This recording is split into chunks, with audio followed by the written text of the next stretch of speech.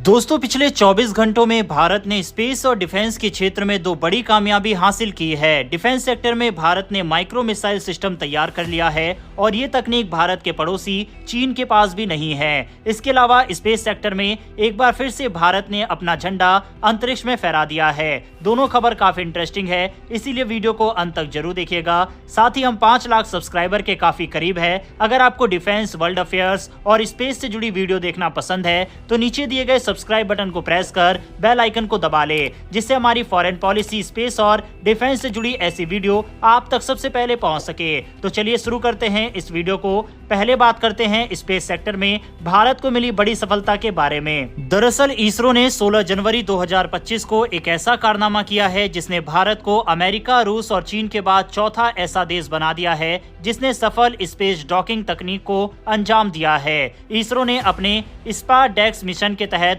2 satellite SDX-01 जिसे chaser कहा गया और SDX-02 जिसे टारगेट कहा गया, इनको 30 दिसंबर 2024 को PSLV C-60 रॉकेट के जरिए लॉन्च किया था। ये दोनों सैटेलाइट 475 किलोमीटर की ऊंचाई पर एक सर्कुलर ऑर्बिट में स्थापित किए गए। इसरो के वैज्ञानिक ने बेंगलुरु के ISTRAC सेंटर से इस जटिल डॉकिंग प्रक्रिया को अंजाम दिया। स्पारडेक्स मिशन का पूरा मकसद स्पेस क्राफ्ट के बीच रेंडेजवस डॉकिंग और अनडॉकिंग जैसी तकनीकों का प्रदर्शन करना था। सैटेलाइट को 15 मीटर की दूरी से 3 मीटर की दूरी तक लाया गया। इसके बाद डॉकिंग शुरू की गई, जिसमें दोनों सैटेलाइट को आपस में जोड़ा गया। फिर रिट्रैक्शन और रिगिडाइजेशन का प्रोसेस हुआ ताकि दोनों सैटेलाइट स्थिर हो सके। आखिर में डॉकिंग पूरी तरह सफल हुई। इसरो ने इस सफलता पर ट्वीट करते हुए कहा, डॉकिंग सफलतापूर्वक पूरी हुई। ये भारत के लिए एक ऐतिहासिक पल है। पूरी टीम को बधाई। दोस्तों, इस मिशन की सफलता सिर्फ एक तकनीकी प्रदर्शन नहीं है, बल्कि भारत के भविष्य के बड़े मिशनों का आधार भी है, जैसे इंडियन स्पेस स्टेशन का निर्माण,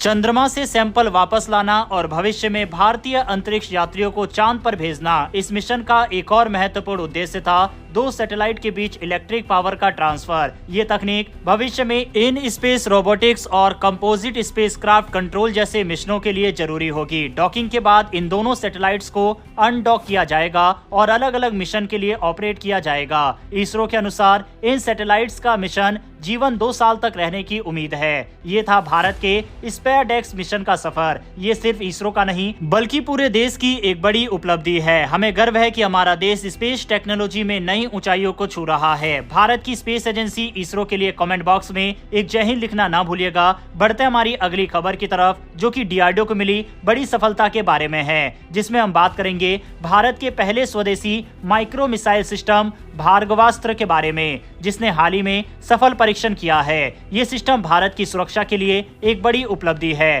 खासकर स्वार्म ड्रोन जैसे खतरों से निपटने के लिए। भार्गवास्त्र का परीक्षण उड़ीसा के गोपालपुर सी वर्ल्ड फायरिंग रेंज में हुआ। इस हफ्ते 2 सफल परीक्षण किए गए, जिनमें भार्गवास्त्र ने 2.5 किलोमीटर से ज्यादा की दूरी पर वर्चुअल टारगेट को सफलतापूर्वक निशाना बनाया। दोस्तों, भार्गवास्त्र एक ऐसा माइक्रो मिसाइल सिस्टम है जिसे खास तौर पर भारतीय सेना के लिए बनाया गया है। इसका मकसद ड्रोन हमले से बचाव करना है, जो आजकल एक बड़ी सुरक्षा चुनौती बन चुकी है। ये 6 किलोमीटर से ज्यादा की दूरी पर छोटे ड्रोन को डिटेक्ट कर सकता है। एक बार में 64 माइक्रो मिसाइल दागने की क्षमता ये रखता है। साथ ही ये मोबाइल प्लेटफॉर्म पर माउंट किया गया है, जिससे इसे किसी भी लोकेशन पर तुरंत तैनात किया जा सकता है। इसे हर तरह के इलाके जैसे पहाड़ी इलाकों में भी ऑपरेट करने के लिए डिजाइन किया गया है। भार्गवास्त्र के पीछे भारत की कंपनी इकोनॉमिक एक्सप्लोसिव लिमिटेड का बड़ा हाथ है। इस सिस्टम को खास तौर पर भारतीय सेना की जरूरतों के हिसाब से बनाया गया है। वहीं आज के समय में छोटे और सस्ते ड्रोन, खासकर स्वार्म ड्रोन, सुरक्षा बलों के लिए बड़ा खतरा बन गए हैं। इन्हें रोकने के लिए आमतौर पर महंगे एयर डिफेंस मिसाइल का इस्तेमाल किया जाता है, लेकिन भार्गवास्त्र जैसे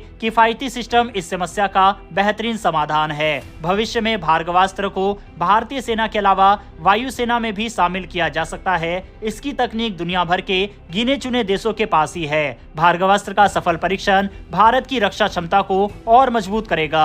ये हमारे देश को स्वार्म ड्रोन के खतरों से निपटने में आत्मनिर्भर बनाएगा। जाएगा। वहीं इससे पहले कल नौसेना में भारत ने 3 युद्धपोत और पनडुब्बी को शामिल किया था। यह पहली बार था जब भारत ने एक साथ 3 स्वदेशी युद्धपोत और एक पनडुब्बी को नौसेना में शामिल किया है, जिसमें INS नीलगिरी, एक स्टेल्थ फ्रिगेट, INS सूरत, एक गाइडेड मिसाइल डिस्ट्रॉयर, INS बगशीर, एक खतरनाक हमला करने वाली पनडुब्बी, ये सभी जहाज पूरी तरह से भारत में बनाए गए हैं, जो हमारे मेक इन इंडिया अभियान और आत्मनिर्भर भारत का एक बड़ा उदाहरण है। ये तीनों जहाज भारत की सुरक्षा क्षमता को और मजबूत करेंगे। ये भारतीय महासागर क्षेत्र में चीन और पाकिस्तान की बढ़ती गतिविधियों को रोकने में मदद करेंगे। भारत अब तेजी से युद्धपोत और पनडुब्बियां बना रहा है। फिलहाल 62 युद्धपोत और एक पनडुब्बी निर्माणाधीन है। INS सूरत जैसे जहाज सिर्फ 31 महीने में तैयार हो रहे हैं, जबकि पहले इसमें 50 महीने का समय लगता था। भारत को मिली इस बड़ी सफलता के लिए 3000 लाइक का हम टारगेट रखते हैं इस वीडियो पर। साथ ही भारत के मेक इन इंडिया प्रोजेक्ट के लिए कमेंट बॉक्स में एक जय हिंद भी जरूर लिखिएगा। फिर मिलेंगे ऐसी एक नई वीडियो के साथ। धन्यवाद। जय हिंद।